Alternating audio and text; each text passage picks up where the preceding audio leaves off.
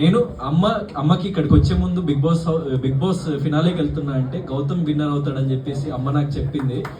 So ఏం పర్లేదు, నీకు ఒక గుర్తింపు నువ్వు సంపాదించుకున్నావు, నీకు ఒక సెక్టర్ ఆఫ్ ఆడియన్స్ నువ్వు సంపాదించుకున్నావు, నువ్వు ఏం దిగులు చెందకు, నువ్వు లైఫ్ లో షైన్ అవుతావు అని చెప్పేసి చరణ్ అన్న చెప్పిండు. దానికి ఐఎమ్ వెరీ వెరీ హ్యాపీ.